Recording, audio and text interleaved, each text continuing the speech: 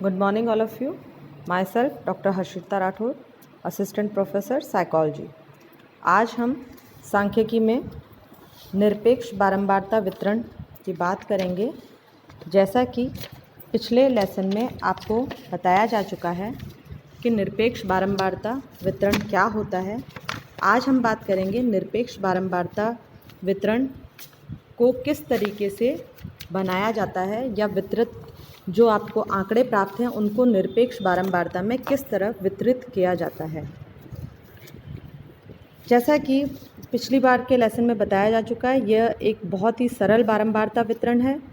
इसके द्वारा एक वर्गांतर में कोई जितने भी प्राप्तांक हैं वो कितनी बार आए हैं उसको ज्ञात किया जा सकता है। साथ ही यहाँ सभी बारंबारताओं का योगफल प्राप्तांकों की कुल संख्या अर्थात n के बराबर होता है। परंतु इसकी विधि की एक ही कमी है, जो है कि इसमें वर्गांतर में पड़ने वाली बारंबारता यानी n के किस अनुपात या प्रतिशत में है ये ज्ञात नहीं हो पाता। अर्थात कोई भी किसी भी वर्गांतर में जो एक पर्टिकुलर आवृत्ति दे रखी है, बारंबारता दे रखी है, वो टोटल आपकी जो आवृत्ति है उसका कितना प्रतिशत है यह हम यहाँ ज्ञात नहीं कर सकते। इसके लिए हम आगे पढ़ेंगे संचयी बारंबारता, जिसके द्वारा ये ज्ञात होगा। तो अब हम बात करते हैं निरपेक्ष बारंबारता वितरण का निर्माण किस तरह से किया जाता है। इसके लिए 3 विधियाँ बताई गई है, जिसमें सबसे पहली है समावेशी विधि या जिसे हम इंक्लूसिव मेथड कहते हैं। इंक्लूसिव मेथड में हम दिए गए प्राप्त अंकों को आपको जिस आकार का वर्गांतर बनाना है उस आकार अर्थात 4 का 5 का उस आकार को लेते हुए आप वर्गांतर बना सकते हैं। और इसमें जो संख्याएं हैं, एक वर्गांतर में जो संख्याएं दी गई है वे उसी वर्गांतर में इंक्लूड की जाएगी। अर्थात जैसा कि आप अभी इस सारणी में देख पा रहे हैं, समावेशी विधि सारणी के अंदर कि 70 से 74 तक एक वर्गांतर बना है, तो इसका तात्पर्य है 70, 71, 72, 73 और 74 ये पाँचों के पाँचों अंक इसी एक वर्गांतर के अंतर्गत हैं।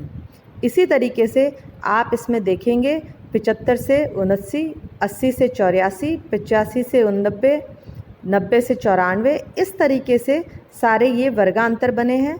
और इसमें एक चीज़ है, क्योंकि हम यहाँ इसे समावेशी कह रहे हैं, अर्थात जितने अंक आपको वर्गांतर में दिखाई दे रहे हैं यानी उसकी उच्चतम और निम्नतम अंक वे उनके बीच के अंक के साथ इसी में सम्मिलित होते हैं। और इस विधि की एक विशेषता है कि इसमें कोई भी अंक श्रेणी में 2 बार नहीं आ। अब हम बात करें अपवर्जी श्रेणी या एक्सक्लूसिव मेथड की। इसके अंतर्गत वर्गांतर के अंतिम अंक को उस वर्गांतर के अंतर्गत शामिल नहीं किया जाता, उसे आगे के वर्गांतर में सम्मिलित किया जाता है। जैसे कि आप इस अपवर्जी श्रेणी में देख पा रहे हैं, मैं किसी भी एक वर्गांतर को ले रही हूँ, 80 से 85 और फिर 85 से 90। तो यहाँ पर 80 से 85 का तात्पर्य है, क्योंकि 85 आपको 2 वर्गांतरों में दिखाई दे रहा है, हम नीचे वाले वर्गांतर में 85 को इंक्लूड नहीं करेंगे।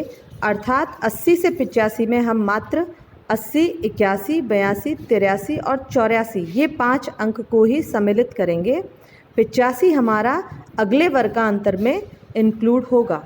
तो इस तरह आप समझ सकते हैं कि इसमें एक वर्गांतर में एक नंबर को बढ़ा दिया जाता है। यह सांख्यिकी विधियों की सुविधा के लिए किया गया है। जैसा कि आपने इंक्लूसिव में देखा कि वहाँ सभी अलग अलग अंक हैं, हर वर्गांतर में कोई भी अंक 2 बार रिपीट नहीं होता, लेकिन उससे सांख्यिकी विधियों में गुणा भाग जोड़ बाकी में कई दिक्कत आ सकती है। उससे बचने के लिए यहाँ पर एक्सक्लूसिव सीरीज़ का निर्माण किया गया, जिसमें कि आपको सिर्फ प्रतीकात्मक रूप से एक अंक 2 बार दिखाई देता है, लेकिन वो इंक्लूड अपने आगे वाले वर्गांतर में ही होता है। अर्थात किसी भी वर्गांतर की जो उच्चतम सीमा है वो अपने आगे वाले वर्गांतर में जुड़ेगी, ना कि पिछले वाले में। और इस श्रेणी की विशेषता यही है कि इसमें न्यूनतम तथा अधिकतम अंकों को छोड़कर सभी अंकों की श्रेणी में पुनरावृत्ति होती है। अब हम बात करें तीसरी एक और श्रेणी, जिसे शुद्ध या यथार्थ श्रेणी कहा जाता है। इसमें प्राप्तांकों को यथार्थ सीमा अनुसार, अर्थात प्राप्तांक की शुद्ध सीमा अनुसार वर्गांतर बनाए जाते हैं। जैसा कि आप सभी को पता होगा, कोई भी अंक, उस प्रत्येक अंक की एक शुद्ध निम्नतम और शुद्ध उच्चतम सीमा होती है। फॉर एग्ज़ाम्पल अगर हम लें 70, तो 70 की शुद्ध निम्नतम सीमा 69.5 होगी, 69.5, क्योंकि 69.5 से हम मानने लग जाते हैं कि ये 70 है, 5 को हम राउंड ऑफ करके 70 में मानते हैं। और इसी तरीके से 70 की यदि हम शुद्ध उच्चतम सीमा देखें तो वो 70.5 कहलाती है। तो इस तरीके से यदि हमें शुद्ध श्रेणी का निर्माण करना है तो आप किसी भी अपवर्जक श्रेणी, समावेशक श्रेणी को उसकी शुद्ध निम्नतम और शुद्ध उच्चतम सीमा के आधार पर बांटकर आप शुद्ध श्रेणी प्राप्त कर सकते हैं। इस विधि का व्यवहारिक प्रचलन कम है, परंतु क्योंकि इसमें दशमलव का प्रयोग अत्यधिक होता है। अब इन तीनों श्रेणियों में हम देखें तो अधिकांशतः समावेशी श्रेणी का उपयोग ही सांख्यिकी में अधिक किया गया है। अब इसके अलावा एक जो इम्पॉर्टेंट चीज़ है वह है मध्य बिंदु ज्ञात करना। आप किसी भी सांख्यिकी विधि का उपयोग करेंगे, तो उसमें मध्य बिंदु आपको आवश्यक रूप से ज्ञात करना होगा और उसी के आधार पर आप आगे की सांख्यिकी विधियों को लागू कर पाएंगे। तो मध्य बिंदु ज्ञात करने का जो सूत्र है वो यहाँ आपको दिखाई दे रहा होगा। वर्गांतर का मध्य बिंदु is equals to EUL minus ELL upon 2। यहाँ EUL का तात्पर्य है एग्जैक्ट अपर लिमिट या शुद्ध उच्चतम सीमा। इसी तरीके से ELL का मतलब है एग्जैक्ट लोअर लिमिट अर्थात शुद्ध निम्नतम सीमा।